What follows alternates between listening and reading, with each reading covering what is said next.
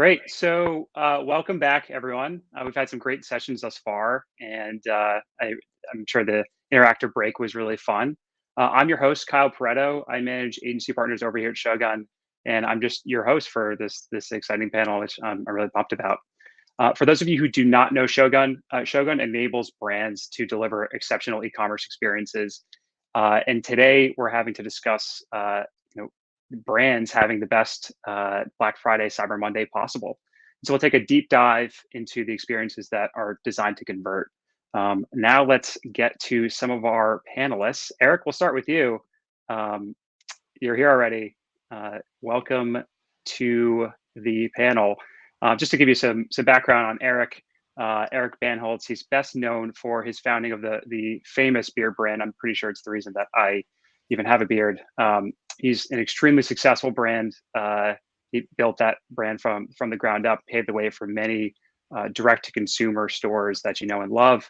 And he's kind of an expert in developing a loyal customer base and building a brand from the absolute beginning. So welcome, Eric. Next, we have Joe Vela. He is a customer success manager over at Postscript, where he helps brands kind of shape the e-commerce strategies with customer-first insights. He's also, funny enough, the CEO and founder of his own e-commerce brand, and has some great ideas on how to stand out with SMS. Joe, feel free to give a little wave there. Hey, guys. And then we also have Val Geisler, who we'll wait for Val to pop up here.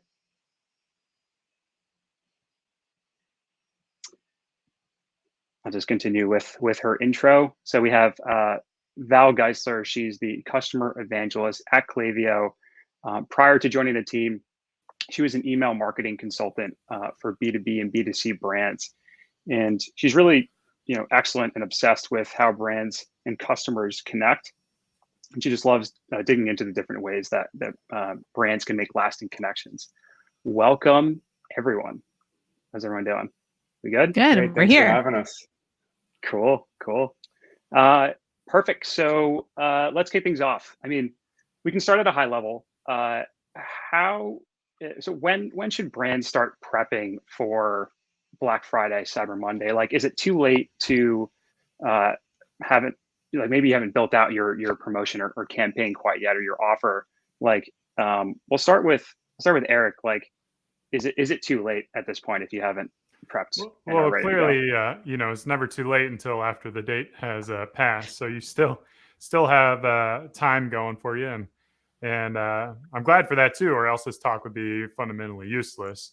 But we actually we started the process for thinking about our Black Friday in 2022, and a lot of what we do revolves around product launches. So it's trying to build a schedule for what products we're going to launch and what is going to be the big product on Black Friday and Cyber Monday. So I don't think it's ever too early to have it in your mind, especially in e-commerce.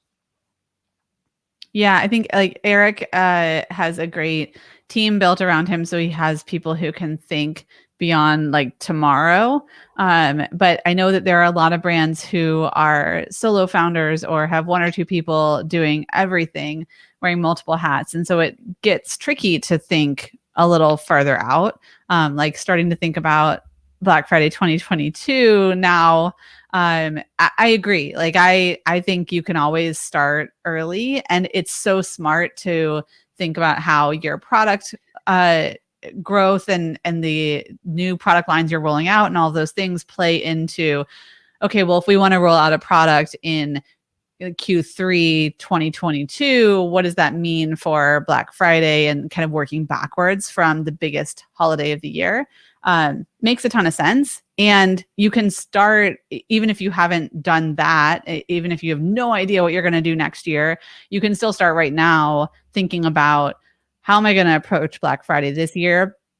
And ultimately, you have to have the wiggle room to be able to make plans up until Black Friday itself. You can set, here's my kind of overarching idea, but you really do need the wiggle room to be able to say, I can adjust this plan. So thinking about it right now doesn't really put you behind, because bigger brands like Beard Brand and others that have more long-term plans are actually adjusting. Probably what Eric thought he was going to do this time last year for this year might have changed because of logistics and procurement and shipping delays and all the things that have changed recently that we didn't even think about in like January of this year. So it's never too late, but yeah, you can also start early if you have the team and the bandwidth to do that. Yeah, echo what Val and Eric said. I think if I'm a brand, I probably would have started planning a few months ago, but I think today we're going to give a bunch of tips so that if you wanted to turn something around quickly, you really could. I love the idea, Eric, of having a product launch in Q4. For a lot of brands, that Black Friday, Cyber Monday week might account for 20, 30, 40% of your revenue for the whole year. So it's really important that you create a strategy where you're really maximizing like your conversion rate, your average order value. So now is okay. A month or two ago might have been better, but there's still time.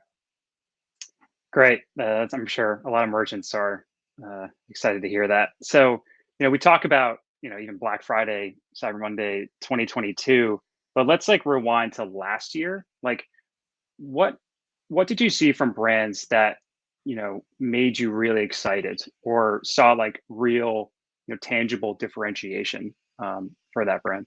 Val, you work with a lot of customers, so love to kind of hear your perspective here. Yeah, I think the brands who were just acknowledging the humanity of their customers really saw it come out last year. And I don't know if it was pandemic related or just kind of everyone realizing, hey, these are actual people buying our products. I love seeing that when there's a real connection to who people are. And one of the cool ways I saw it was in brands offering opt-outs of Black Friday messaging. And here I am, an email marketer, encouraging you to tell people to not get emails from you on the biggest holiday of the year. But I saw a lot of success from brands that were doing that were saying like, hey, we recognize that it's been a really hard year for a lot of people and not everyone wants to hear about sales nonstop for 4 days straight. And we want to honor your inbox. We know it's probably more full than ever. If you don't want to get our Black Friday emails, but want to stay on our email list, just click on this link. We'll leave you alone for a few days. Go enjoy your family. Come back. We'll see you later. Those emails, when I saw them go out, they were revenue generating. When the call to action was to opt out, people were still then clicking through to the site and buying. And I think it just also engendered a lot of trust and humanity in who the brand was and what they were there for. They recognized in their customers, you are people, and we're not just here to make a quick buck off of you, but to pull you into our community of people who are like you, who are buying what you're buying, who are interested in what you're interested in. And we want to keep you around long term, and we're not going to sacrifice this holiday and risk losing our ability to talk to you at all. For a sake of like just potentially making an extra $10. Humanizing the brand, really like that. Yeah. Joe? Me too. Yeah, I love that strategy. Something I actually saw similarly on SMS was like an opt-in keyword. So, reply daily deals, and you can get all 10 of our Black Friday daily deals, for example. Or you'll just get like the one or two biggest ones. And that's a way to, one, not like over communicate with the customer, send them too many messages where they find it annoying and you get unsubscribes. But you're also creating this engaged segment of subscribers that are going to convert on a lot of those deals. And you're also reducing the cost of sending messages.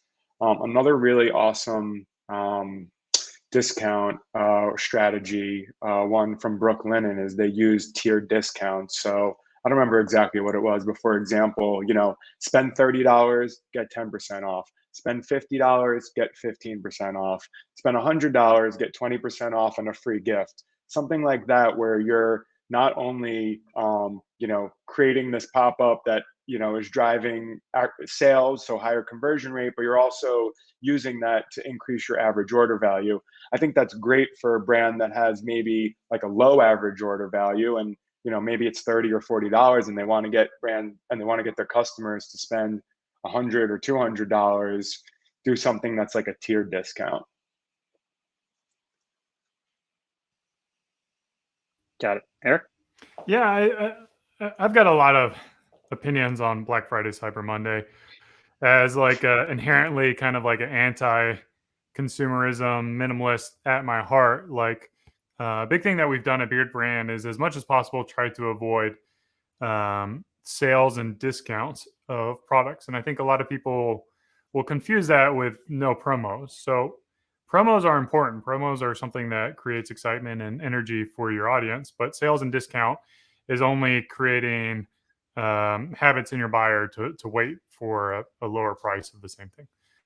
So I challenge you guys to think creatively on how you might be able to tell a story or engage with your customers in a real authentic way that is true to your core values and true to your mission.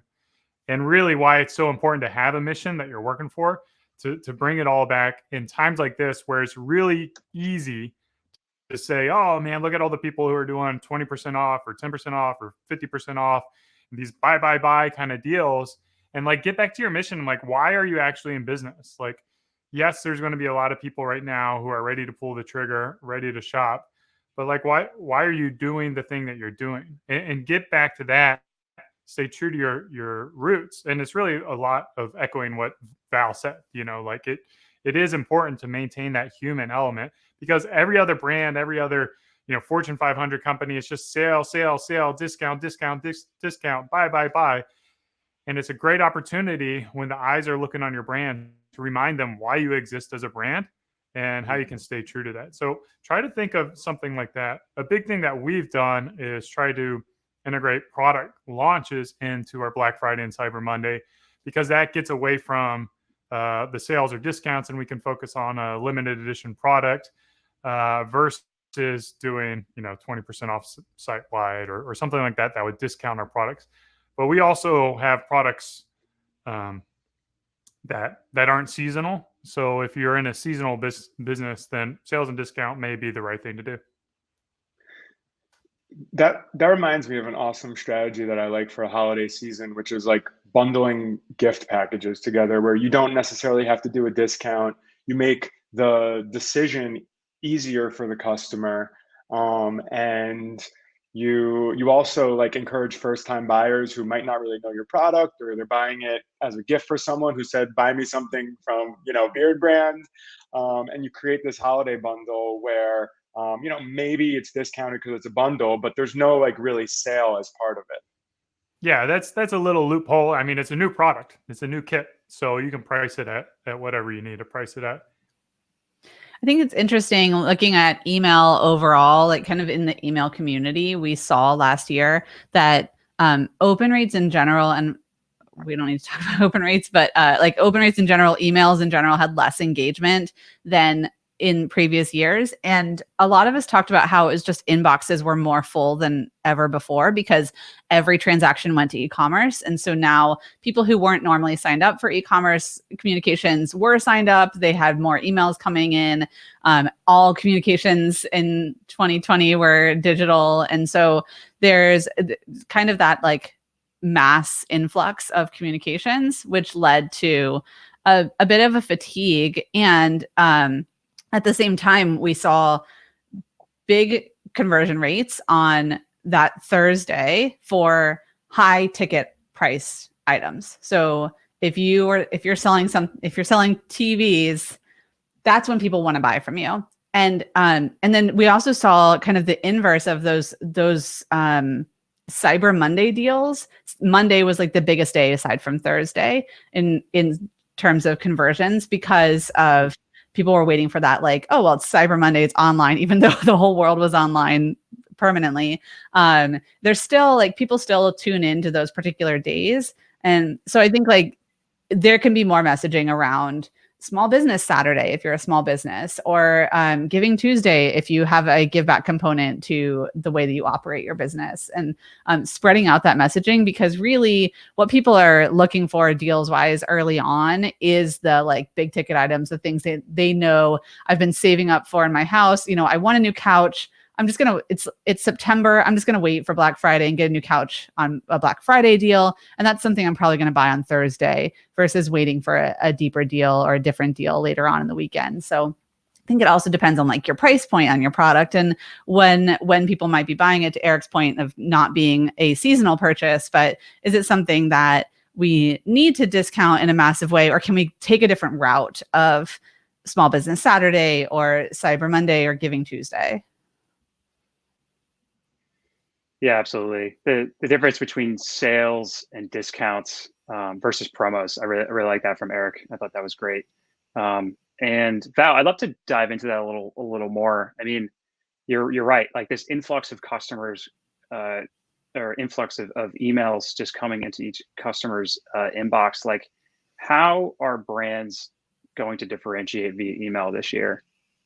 Yeah, well, you see a lot of like tactics being utilized, right? Like lots of emojis and oops sends and forwards and those kinds of like kind of cringy email tactics that at least those of us in email marketing feel like everyone needs to just stop doing. But I think it's ultimately about the relationship that you build leading up to Black Friday. So to me, it's less about who can yell the loudest over the holiday weekend and who resonates the most. Because I know when I went through my inbox, not just the brands that I felt like I had a relationship with, but the people that I felt like I had a relationship were the ones that I go to open. I think Joe can speak to this from a SMS standpoint too. I think it's one of the reasons SMS is such a successful channel is because that's where you communicate with people you know and trust. And so now brands are in the mix with these people that you know and trust. So, but brands have to do the same work that we do as in these one-to-one friendships and human relationships of building the relationship now. It's one thing that scares me a lot about SMS for this season is that I feel like a lot of brands are going to adopt it and then just like blast a bunch of people over the holiday weekend. And I'm really afraid for that because I think it sets a bad precedence for the messaging itself, that platform, but then also between the relationship between the customer and the brand. It just is like just very heavy upfront versus building relationship. Like that's where starting now makes a ton of sense because you have a chance right now to start the program, start building the relationship, get to know who your customers are, let them get to know you so that when Black Friday comes, they see your SMS and they don't get mad and opt out, or they see your email and they want to open it because they know who Eric from Beard Brand is and they're going to open the email from Eric at Beard Brand and they're not going to open the big, Fortune 500 company email because they don't have a relationship there. Got it. Yeah, resonating the most prior versus being the loudest during. Yeah. I think that's genius. Awesome. So shift gears a little here. So your marketing tactics are really only as good as like your custom landing pages and where you're driving the traffic, right? So let's dive into that a little bit. Eric, I'd love to start with you. What are some real examples that you've seen in the wild for how brands are differentiating themselves with Black Friday or Cyber Monday regarding their landing pages or the site itself? Yeah, I mean, I was going to segue into this conversation as well. I think when we go back to what we talked about earlier, is it too late to start planning for Black Friday, Cyber Monday? I think now is really a great time for you to start investing in your on-page landing experience and what that might look like. And we've been very beneficial to kind of lean on Shogun over the past year plus and develop landing pages really quickly on the fly to understand how something is impacting the business, how consumers and visitors and customers and our audience are interacting with the website, and to be able to like really test dramatically different styles of landing pages that as a bootstrapped company with scarce resources, you may or may not know this, but if you go to Beard Brand right now, beardbrand.com, we're using $180 Shopify template as our website. And you really get boxed into kind of like the design limitations of using a template like that. It comes with goods and bads. I mean, I don't have to pay $30,000, which is nice, but we've been able to find Shogun is kind of a workaround hack to be able to design and develop and iterate and really kind of test new styles of landing pages. So for us, that stuff, I mean, it doesn't just happen leading up to Black Friday and Cyber Monday, but it happens year round. It's something that you should always be doing and always be testing. One of the things that I like best is our Ultimate Bundle Kit, where Joe is kind of talking about kitting and bundling up front. And Shogun's got a great way of being able to essentially like tie together individual components into a bundle and automatically discount them. So you can play around with like the pricing or the call to action and see how they convert as you drive, blind traffic to it, testing for Cyber Monday, Black Friday up front before actually the big day. So that's one thing to think about. I know everyone's got scarce resources, scarce time, and it's a lot of work, but it is something that for a big day, you want to know that your promotion is going to hit with your audience. Cool.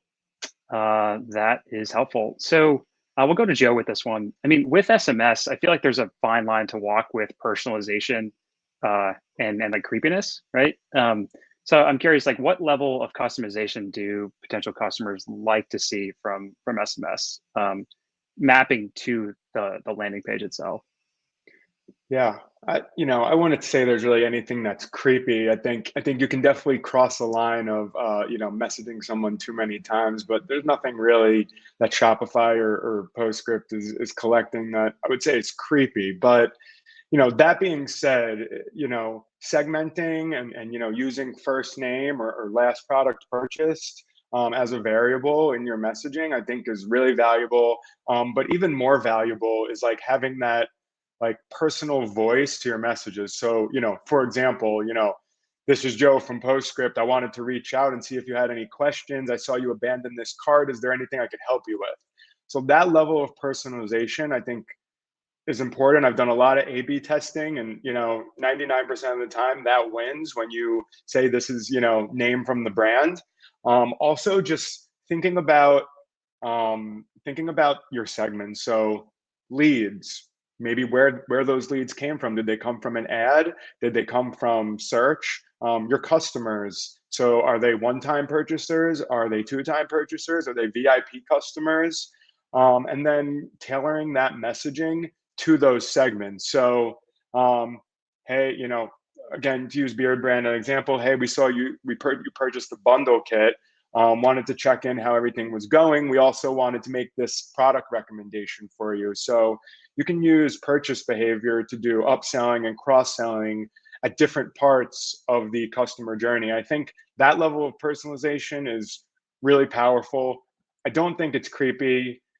Texting someone, you have to be very conscious of how much you're texting them, what time you're texting them. But I think consumers, especially, people who have, kind of grown up with the internet, they actually appreciate like this level of personalization. Got it. Yeah. That makes a lot of sense. I would be remiss if we didn't get into some actual Q&A here. So I'm happy to start taking some questions from the audience. Looks like we have one. The question from Marta is, for a solo founder totally working, just bootstrapping this company, like what do you recommend should be the priorities for Black Friday, Cyber Monday at this point? Eric, I think this is kind of up your alley here. Yeah, it brings back memories to 2013. As a solo founder, a token employee for your company, you have to wear all the hats. And in those early days, I don't know where your business is at, how many years you're into this business. You can't sell product you don't have on the shelves. So as much as possible, figure out what your expected inventory is and make sure that you've got the inventory to be able to handle any kind of promos, or at least to not sell out until after all the excitement is done or shortly thereafter. So as much as possible, make sure your operations are shored up and you're ready to go. And then from there, I think it's a lot of what we've been talking about. You have a really competitive advantage in the fact that you aren't a Fortune 500 company. I think a lot of small brands kind of have this mindset that they've got to look bigger than they really are, and I think that's the furthest thing from the truth that you should be doing. You should be highlighting who you are as an individual, telling your story, letting customers know who you are, signing, thank yous on orders if you're sending orders out, doing those little things that I can no longer do at Beard Brand. I just, I don't have the bandwidth to be able to get to know our customers. But in those early days, I recognized the names. I was doing the tickets. I was getting to know people, and that's how you have that word of mouth growth that happens like beyond Black Friday, and kind of that loyalty that will happen. So those are the little things that I think are really important for the holiday that I don't want you to lose sight of in all the deals and promos. Got it. Val? Yeah, I think too, utilizing like leveraging automations as much as possible, like getting things set up now so that they're running for you. So you're getting all your campaigns built out and setting up your post-purchase flows. And I even love a post-purchase flow specific to Black Friday, because if you think about it, like just start to think ahead to what's going to happen. We're going to see longer shipping times than you're seeing right now, which we're already long at. When all those orders go out and UPS and FedEx and everyone are backed up. So maybe a custom post-purchase flow for your Black Friday customers so that you can speak to those specific instances where everyone is buying all at the same time. But yeah, building out your campaigns, building out your flows so that building out your SMS flows, all of it. So it's all set up and ready to go. And that way you don't have to worry about that piece. As a consultant, I saw so many brands come to my doorstep like the week before Black Friday, like, we need to build campaigns for Black Friday. I'm like, okay, that's like the last thing you need to be worrying about right now. So yeah, I'd say get those out of the way so that can all work for you. And then you can focus on everything Eric talked about too. Awesome. It looks like we are up on time. I want to thank the panelists for all their insight. It has been a really great experience. And now I'm going to pass it back to Kristen.